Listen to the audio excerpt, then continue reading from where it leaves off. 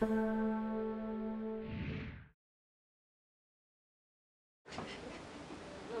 was drawn here. I don't know what it was made me get a job at this nuclear power plant. Probably the same thing drew Lenny and the others. But some nights, when we're drinking, I worry something stupid's gonna happen. Because when Homer's around, stupid stuff always happens. Mostly, people know me as that black guy from The Simpsons. But my name is Carl.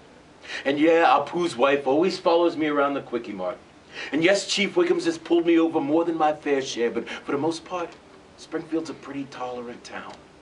So when somebody painted a big black N on my locker at the Springfield nuclear power plant, it sort of took me by surprise. Freaked me out a little bit. And after Wiggums came and stared at it for all the time it took him to eat a bear claw, yeah, that's definitely a big black N there, he had it painted over, thereby destroying all the evidence.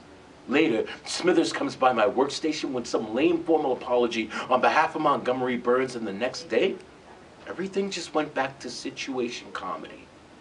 Everyone acted as though nothing really happened. Well, obviously, I didn't know what to do. I didn't think that, well, obviously, I didn't know what to do. And Lenny asked me a couple weeks later, "What's wrong with you? Is it that N thing?" So I told him, not in some cartoonish way, I said, "Look, Lenny, here it is in Technicolor. When I was a kid, I used to have an invisible friend, right? And I told him all my fears and my insecurities, my worries and my hardships, and he never once said nothing. He never once did nothing until finally I had to say to myself, I think I'm done with invisible friends." And that was that. Or so I thought. The next day in the lunchroom, I noticed Lenny squirming in his seat before finally he jumps up on the table in the center of the cafeteria and says in a voice louder than Bart's grandfather's television, "Listen up, everybody. Carl's my best friend. And whoever did that thing to him was wrong, and you know it was wrong. Springfield is better than that. In fact, we're all better than that. And I ain't saying I'm tough or nothing, but from now on, you go messing with Carl, well, you're messing with me too." And then he sat back down. He finished his roast beef sandwich. Some people applauded, some people laughed, most just kept right on eating, but I didn't care so much about their reactions. I was just glad that I had finally found a friend who had decided to make himself visible. So I don't know if I'll ever leave Springfield or this dangerous job, but I believe this city is my home. Why? I was drawn here. So this is what teachers make. He says the problem with teachers is that what's a kid supposed to learn from someone who decided his best option in life was to become a teacher? He smiles and reminds the other dinner guests that it's true what they say about teachers, that those who can, do, and those who can't, teach. I decide to bite my tongue instead of his and resist the temptation to remind our guests that it's also true what they say about lawyers, because we're eating after all, and this is supposed to be polite conversation. "I mean, you're a teacher, Blair," he says. "Be honest. What do you make?" And I wish he hadn't done that, you know, ask me to be honest, because you see, I have a policy about honesty and butt kicking, and that is if you ask me for it, well, then I've got to let you have it. You want to know what I make?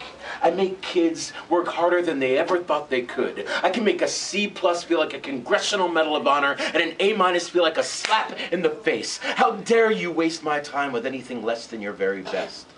I can make kids sit through 40 minutes of study hall in absolute silence. No, you may not work in groups. No, you can't ask me a question, so put your hand down. Why would I let you go to the bathroom? Because you're bored and you don't really have to go now, do you?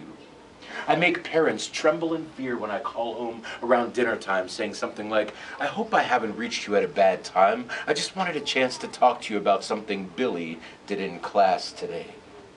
Billy said, "Leave the kid alone, man. I still cry sometimes. Don't you?" And it was the noblest act of courage that I've ever witnessed. I make parents see their kids for who they really are and what they can be. You want to know what I make? I make kids wonder. I make them dream. I make them criticize. I make them apologize and mean it. I make them read, and then I make them write. I make them spell definitely beautiful, definitely beautiful, definitely beautiful, definitely beautiful, over and over and over until they will never misspell either one of those words again. I make them show all their work in math class, and then I make them hide it on their final drafts in English. I make them understand that if you've got this, then you follow this. And if anyone ever tries to judge you by this, you give them this. Let me break it down for you so you know what I say is true. I'm a teacher. I make a difference. Now what about you?